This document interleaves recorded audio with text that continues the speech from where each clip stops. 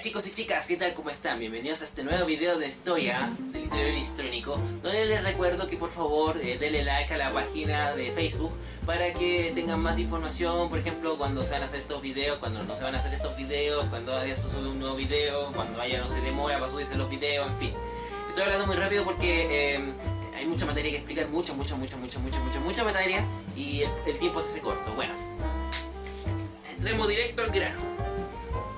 Bueno, si bien es cierto que en un video anterior se habló del proceso del paso de un orden feudal a lo que se podría denominar el primer orden capitalista, que fue así como le pusimos, esto se relativiza si empezamos a mirar las diversas regiones de Europa Occidental.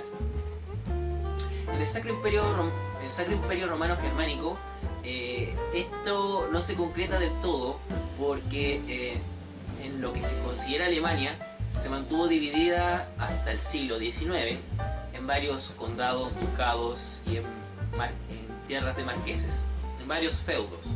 Existía un imperador, lo existió por mucho tiempo, pero era como una figura simbólica, porque la unidad del imperio no existía propiamente tal.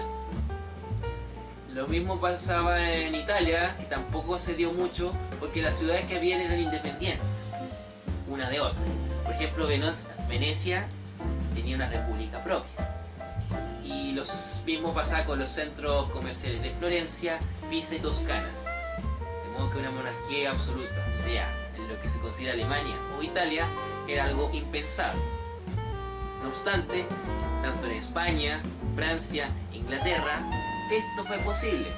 Se dieron monarquías absolutas, llevadas adelante por el resurgimiento comercial y cultural que coopera en las transformaciones vistas en todos estos videos que hemos desarrollado a lo largo de este mes. Pero además tienen un plus, que fue los conflictos internos que ayudaron a consolidar esa monarquía. En España, como se dio el proceso de la Reconquista, que vamos a ver en detalle más adelante, la pelea contra los musulmanes ayudó a consolidar la monarquía. Y en Inglaterra y Francia, como hubo una pugna que duró siglos entre ambos, ese conflicto entre ambos ayudó a consolidar la monarquía de cada uno de esos dos países. Les advierto un poco que este video puede ser algo latero, porque vamos a tener que hablar de muchos nombres de reyes, muchos parecidos, porque en las familias reales parece que a todos les gusta el mismo nombre del papá, del abuelo, en fin. Pero voy a tratar de ser sutil en ese punto. Voy a decir los nombres que sean justos y necesarios. Y también voy a poner las fechas de cuando reinaron o cuando vivieron, pero eso va a ser para contextualizar un poco, para que tengan un poco la idea de qué año más o menos estamos hablando. Voy a ser sutil con esto, no voy a llenarlos. Voy a tratar de llenarlos lo menos posible con este tipo de detalles para que no se vuelvan locos. Porque yo sé que la gente lo que más odia de las lecciones de historia es que los llenen de nombres, de fechas, y algunas de ellas son ni siquiera necesarias de aprender. Yo les digo que las fechas que salen aquí y los nombres que aparecen aquí no necesariamente se los tienen que aprender de memoria. Solo para que tengan idea de lo que estoy hablando, ¿ok? Bueno, dicho esto, vamos a empezar. Pero en España existió mucha gente muy variada, de orígenes muy variados. Si ustedes recuerdan, bueno, algunos de ellos ya lo hemos conversado cuando hablábamos, de Grecia, de Roma, pero bueno, aquí vamos a hacer un resumen general. Desde tiempos primitivos existían habitantes instalados, por ejemplo, en sectores cercanos a lo que hoy día es La Coruña, en Galicia. ¿Ya? Se instalaron los cartagineses en el sur, fundando ciudades como Cádiz y Málaga. Se instalaron los visigodos, cuya capital fue la ciudad de Toledo. Se instalaron los francos en los Pirineos, y con ello después en la génesis de lo que después se va a llamar Condado de Barcelona y lo que hoy día es Barcelona. Y los musulmanes se instalaron creando el califato en Córdoba y en toda la región de Andalucía. Por esa heterogeneidad de habitantes se entiende hoy que España es un país plurinacional. Pero lo importante que vamos a destacar no es solamente eso, sino que en esta época de la que vamos a hablar, España está en todo el proceso de la llamada Reconquista, que tiene una duración bien corta, muy corta, chiquitita, fue breve, muy breve. duró el corto tiempo de 7 siglos y medio, un poquito más. Cortísima, no duró nada, nada. ¿Ah? Y el reino de Castilla lo logra. Tanto que con el tiempo el idioma oficial de esta zona termina siendo el castellano, que es el español que hoy día conocemos. Bueno, obviamente hay variación de acentos en Latinoamérica. No es lo mismo el acento chileno, que el acento argentino, que el acento colombiano, que el acento mexicano, que el acento ecuatoriano, que el acento español, pues hombre. No es lo mismo. Bueno, y una historia famosa de este periodo es la de Rodrigo Díaz de Vivar, mejor conocido como el Cid. Cid, palabra que en árabe significaba señor. Mío Cid, mi señor, mío señor. Bueno, este apodo es obtenido principalmente... Bueno, no voy a hablar de la historia del Cid, eso lo pueden buscar ustedes. Aquí lo voy a mencionar nomás. Pero el Cid, ese fue el apodo que obtuvo principalmente al instalar su señorío propio en la ciudad de Valencia, junto a su esposa Jimena. El Cid era un caballero y vasallo leal de uno de los antiguos reyes de España. Cuando el anciano rey murió, el reino se dividió entre los hijos que lo sobrevivieron, Sancho y Alfonso. El rey Sancho se quedó con Castilla, una tierra árida y azotada por el viento, que debe su nombre a los numerosos castillos fronterizos. El Cid continuó sirviendo a Castilla y a su nuevo rey como era su deber. El astuto rey Alfonso gobernaba León, pero conspiraba abiertamente para convertirse en rey de toda la España cristiana. Pronto se inició una guerra entre Castilla y León. La lucha tuvo su punto culminante en la batalla de Golpejera, donde el Cid intentó capturar al malvado Alfonso. Aunque el Cid derrotó al ejército de Alfonso, el astuto rey sabía que había otras maneras tortuosas de ganar una guerra. Alfonso convenció mediante engaños a su hermano, el rey Sancho, para celebrar una conferencia secreta al amparo de las murallas de la ciudad de Zamora y lo mandó a asesinar por la noche. Con la muerte de su hermano, Alfonso se convirtió en rey de Castilla y León y por ende el rey más poderoso de la España cristiana. El Cid no podía confiar en el rey Alfonso, pero había jurado servir a su rey y ese hombre era ahora Alfonso. Obligó al rey Alfonso a prestar juramento sobre las Sagradas Escrituras, exculpándose de la muerte de Sancho. Nervioso, Alfonso lo declaró así ante su ejército y su corte. Con esto, el Cid le ayudó a consolidar su derecho al trono ante el pueblo, porque éste confiaba en el Cid. Pero el rey Alfonso no supo apreciar el gesto del Cid.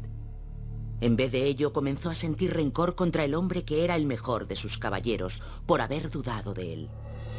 Alfonso también sentía envidia y recelo por la popularidad del Cid entre los soldados y la gente del pueblo. El Cid estaba de nuevo en el exilio, pero esta vez no había moros que le dieran la bienvenida. Vagó por los desolados parajes rocosos de Castilla preguntándose si su leyenda había finalmente terminado. Entonces sucedió algo extraordinario.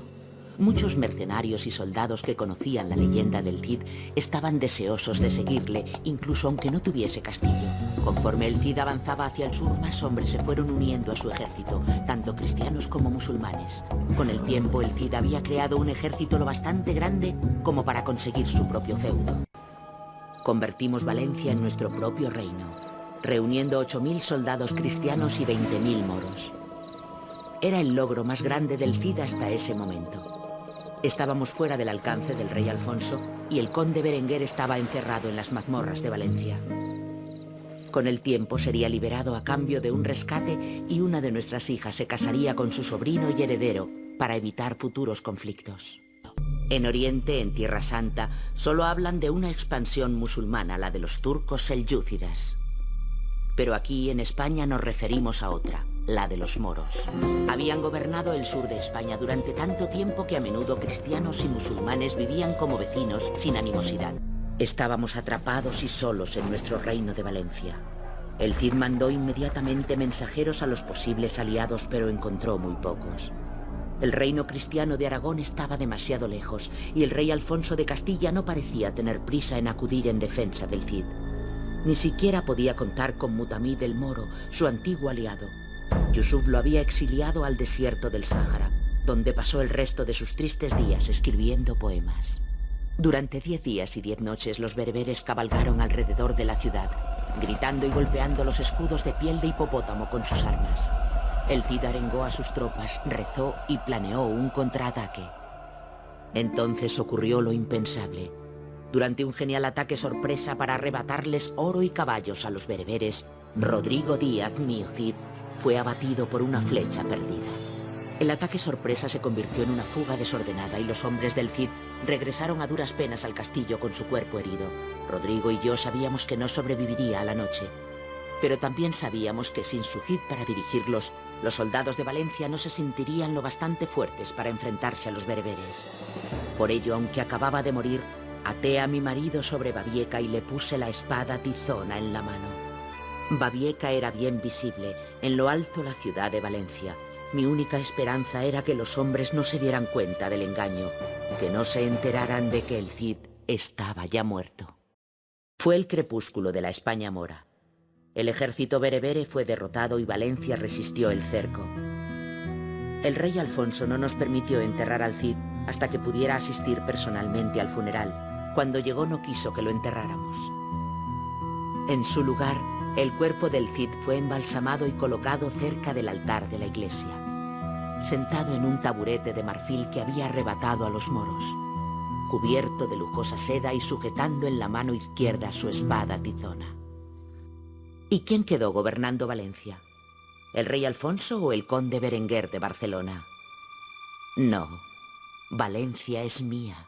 Soy yo, Jimena Díaz, quien reclama el trono del reino de mi marido fallecido. Y si los bereberes regresan a Valencia, es a mí a quien encontrarán al mando de los soldados de Rodrigo Díaz, el Cid campeador. Después la ciudad de Valencia pasó a manos de los musulmanes. O sea, no duró mucho más después de la muerte del Cid. Si quieren más información, está obviamente esa obra literaria llamada Cantar el mío Cid, que algunas personas se la hacen leer en el colegio, la encuentran aburrida, tediosa, porque no están acostumbrados a leer en prosa, en poema. A mí también me cargó. Hizo que leí un fragmento, ni siquiera la leí completa. Hay una película del Cid del año 61. Imagino que debe haber alguna versión más moderna, pero a mí me gustó esa. Yo de repente he visto películas antiguas por eso. Y está la campaña de Age of Empires 2 expansión. Nunca me voy a cansar de decir ese juego y mencionarlo. Por favor, alguien que me diga si con estos videos hablando de la Edad Media se le ha pegado o le ha dado curiosidad de jugar ese juego. Por favor, que me lo hagan saber. El final de este proceso está marcado por la lucha emprendida por los famosos reyes católicos. ¿Cuáles son? Fernando de Aragón e Isabel de Castilla. Los mismos que apadrinaron a Cristóbal Colón con su viaje al Nuevo Mundo. Y lo más divertido, ¿ustedes saben en qué año Cristóbal Colón emprende su viaje? Tienen que saberlo porque eso ya es algo de cultura general, algo que ya tienes que saber de repente para no quedar en conversaciones con un pobre ignorante. Les voy a pegar un combo si no lo saben. Un manotazo. ¡Fa! No, ya. Mira, si fue el año 1492, ¿ok? Y lo más curioso, que por coincidencia, ese fue el año en que la reconquista española llega a su fin. El último bastión de los musulmanes, que era el reino de Granada, cayó en manos de estos castellanos, de este reino de Castilla que ya tenía unificada toda la península ibérica bajo su voluntad. Cosas curiosas que quería nombrar. Bueno, lo que vamos a hablar de Francia se complementa con lo que habíamos visto del Imperio Carolingio de Carlomagno, que ahí ya va a estar el video con esa información para que ustedes lo vean así, ¿ya? Ese video puede ser considerado un antecedente de lo que vamos a hablar aquí. Aquí vamos a terminar de desarrollar la historia y vamos a ver un pasaje de la historia que nunca se nombra. Siempre se habla de los francos, los carolingios, del Imperio Carlomagno, de Carlomagno, pero después como que queda botado los francos, y después de repente se escuchan hablar como en la Revolución Francesa, un poco antes. Entonces dice, ¿en qué momento pasamos el Imperio Carolingio a lo que fue Francia propiamente tal? Bueno, aquí esto nos va a ayudar. Bueno, de hecho los ancestros de los franceses son los francos. No sé en qué momento pasamos de francos a franceses, no me pregunten eso porque no lo sé. Se instalaron en el reino que antes era conocida como la provincia de la Galia del Imperio Romano, quien fue conquistada en los tiempos de Julio César. Bueno, Otro detalle que hay que recordar es que los reyes francos, cuando morían, le pasaban el reino a los hijos. Y si eran varios, el reino se partía en porciones iguales, una para cada hijo. Bueno, y por eso, por ejemplo, estuvo Carlos Martel, que fue mayordomo de palacio. Su familia terminó desplazando a los merovingios. Su hijo Pipino el Breve se corona el rey de los francos. Después tiene dos hijos, que es Carlomán y Carlomagno, que sabemos la historia por lo que mencionamos en el video. Carlomagno mató a su hermano, se quedó con las tierras, el imperio carolingio, murió, heredó a su hijo Ludovico Pío, Luis el Piadoso, que tuvo tres hijos, que fue Carlos, Luis y Lotario.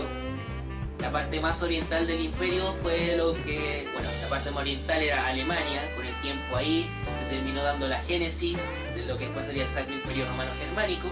Pero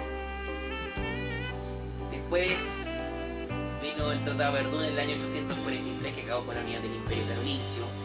Un siglo después, y esto ya es materia nueva, un siglo después de que se extinguiera la dinastía carolingia y un siglo después del Tratado de Verdún, más o menos, aparece Hugo Capeto en escena, fundador de la dinastía de los Capetos. ¿Por qué Capeto? Porque su apellido era Capeto, él se llamaba Hugo Capeto. ¿Ya? Estará muchos siglos presente en el reinado de Francia esta dinastía, con diversas generaciones, en tiempo intermitente, en uno que otro país, porque de repente Francia se apoderó de uno que otro reino también. Y entender eso no va al caso en este video, y aparte que es muy enredado, así que solamente vamos a mencionar cosas que son importantes. Como por ejemplo, que el séptimo rey de la dinastía de los Capetos se llamaba Felipe II, también conocido como Felipe Augusto. Acuérdense que Augusto era el nombre del primer emperador del Imperio Romano. Por ende, ese nombre tiene esa connotación de el máximo líder. Bueno, Felipe Augusto comienza a forjar un reino en Francia, después de que ya había sido desfragmentada en ducados, condados, marquesados, en fin. Para eso tuvo que derrotar a los Plantagenet. Y acuérdense bien de este nombre, porque lo vamos a nombrar cuando veamos Inglaterra. Plantagenet, el nombrecito. A través de esta lucha de crear el reino de Francia se genera toda una rivalidad contra Inglaterra. Franceses contra ingleses. Lo que después va a dar la génesis para la Guerra de los 100 años. Tiempo después vino Felipe IV, también conocido como Felipe el Hermoso. Se destaca porque su reinado, los burgueses que estudiaron Derecho en la universidad pasan a ser parte de la burocracia del poder central del reino. O sea, ya existían los burgueses, si existían los burgueses ya existía el comercio, ya existían ciudades nuevamente, ya habían universidades donde se impartía derecho, y ese derecho estaba siendo aprendido por algunos que eran utilizados para esta burocracia que se estaba dando en estas ciudades que estaban emergiendo, que ahora estaban a función del reino que se estaba armando. Se está desmembrando el feudalismo en parte. Todo eso podemos contratarlo con esa poca información que leímos. Estoy un poco acelerado, pero que es mucha materia y quiero que el video no dure más de 30 minutos. Por eso estoy como un poco... rápido, ya. ¿Sí, cachai? Estoy...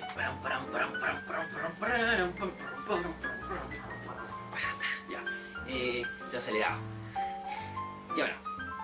Además empiezan a celebrar la reunión de los estados generales, que es esto de representantes de la nobleza, representantes del clero y representantes de lo llamado tercer estado o estado llano, que es entre burgueses y campesinos.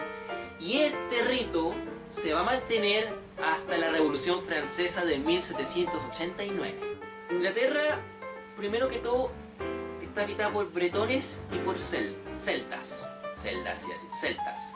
¿ya? Después llegan los romanos, se instalan y ahí se crea una provincia donde está Inglaterra. De hecho se funda la ciudad, mejor dicho, de Londinium, la actual Londres, ¿ya? Para que vean lo vieja que es Londres, ¿ya? Después llegan los anglos y sajones, creando la fusión anglosajones, y se instalan ahí creando un reino.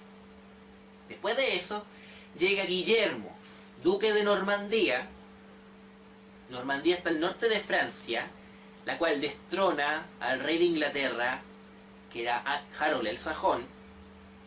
Era un sajón, obviamente. Y eso fue durante la batalla de Hastings, el año 1066. Hace poquito tiempo. Y se instala en el trono de Inglaterra. Guillermo de Normandía tuvo una nieta que se llamaba Matilde, la cual se casó con Godofredo, quien era duque de Anjou, ubicado en Francia. Ellos tuvieron un hijo, fue rey de Inglaterra, con el título de Enrique II, y él fue el primer Plantagenet que tuvo el trono de Inglaterra. El nieto de él se llamaba Juan I, también llamado Sin Tierra. Por sus abusos de poder y de corrupción, los nobles le obligaron a firmar la famosa Carta Magna del año 1215. Su hijo, Enrique III, fue en los tiempos donde se crea el Parlamento que existe hasta el día de hoy en Inglaterra. Su hijo, Eduardo I, es recordado porque quiso expandir sus terrenos hacia Gales y Escocia. Es en los tiempos donde aparece la legendaria figura de William Wallace. Stirling fue nuestra primera gran victoria. Mientras defendíamos la orilla, llegó a nosotros la noticia de que el puente de Stirling estaba en manos de tropas escocesas lideradas por el mítico caballero de quien tantos han hablado. Ahora conocemos su nombre: Sir William Wallace, el martillo de los ingleses. Eduardo el Sanquilargo dice que Wallace es un traidor y un criminal, pero Sir William responde que no puede ser un traidor porque nunca ha jurado lealtad a un rey inglés. Con Wallace al mando de nuestros ejércitos, los hombres luchan con un vigor renovado. Su nieto, Eduardo III, es quien vive la división del Parlamento en dos cámaras, la de los comunes y la de los lores, que permanece hasta el día de hoy. La primera era formada por miembros de la burguesía y la segunda por miembros de la nobleza. En ella también comienza la famosa Guerra de los 100 años, la cual tiene sus antecedentes desde los tiempos de Guillermo de Normandía. Eduardo III tuvo un hijo que nunca fue rey, que se le conoce con el nombre de el Príncipe Negro. Él dirigió lo que se fue algunas tropas en la batalla de Poitiers, donde llegaron a secuestrar al monarca francés. Firma entre Inglaterra y Francia la Paz de Bretigny, la cual cede a los ingleses la ciudad de Calais, que mantuvieron por casi 2 siglos en su mando. En cuanto al Príncipe Negro, se convirtió en duque de Guyena y Aquitania. El bisabuelo de Eduardo III, bisnieto, se conoce con el nombre de Enrique V. Él se conoce principalmente por las obras de Shakespeare y por películas hechas como la de Kenneth Branagh. Lo principal fue la batalla de Agincourt, una gran victoria para los ingleses dentro del contexto de la Guerra de los 100 años. No se recuerda la batalla de Agincourt por haber sido un triunfo inevitable, sino porque fue un vuelco a la situación esperada. Los arqueros ingleses, inferiores en número a los franceses, obtuvieron la victoria porque estos se vieron obligados a cargar pendiente arriba en una colina embarrada y a través de un bosque espeso. Los ingleses usaban poca armadura, por lo que siendo más ligeros alcanzaron a los franceses, que se movían con dificultad en mitad de su retirada. Una carga de Enrique con lo que quedaba de su caballería abrió una brecha entre los maltrechos franceses que le dejó libre el camino a la costa. A pesar de esa victoria, Enrique no continuó el ataque, sino que se retiró a Inglaterra. Borgoña fue la verdadera vencedora de la batalla, pues pudo alzarse con el poder por el vacío que dejaron Francia e Inglaterra. Si estamos destinados a morir, nuestro país sufrirá la pérdida. Pero si vivimos, cuantos menos seamos, mayor será el honor. Hoy es San Crispín. En los años venideros podréis mostrar vuestras cicatrices y decir que luchasteis conmigo el día de San Crispín. El que hoy derrame su sangre conmigo será mi hermano.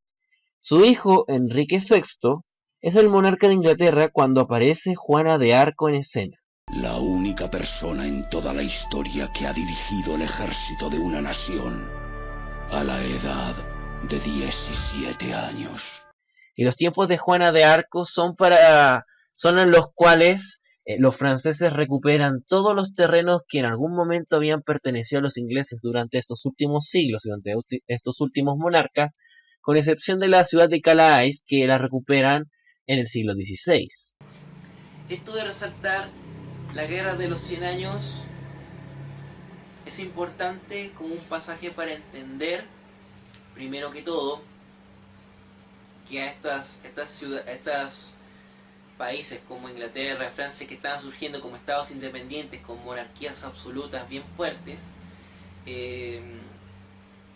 si bien estas monarquías se consolidaron con el intercambio comercial y cultural, fue importante para dicha consolidación estos conflictos internos que tuvieron entre ellos, y en el caso de España con los musulmanes para poder lograr la reconquista española. ¿Ya? Es como una patita más de este proceso de pasar de los feudos a monarquía absoluta. ¿Ya? Bueno, eso. Espero que les haya gustado este video. Mucha materia, mucha información, muchos nombres. Traté de ser lo más útil posible. Y espero que no se hayan enredado tanto. Si no, lo ven de nuevo una y otra vez hasta que lo entiendan. No tienen que aprenderse todos los nombres ni todas las fechas que dije. Cuídense, que estén bien, nos vemos. Adiós.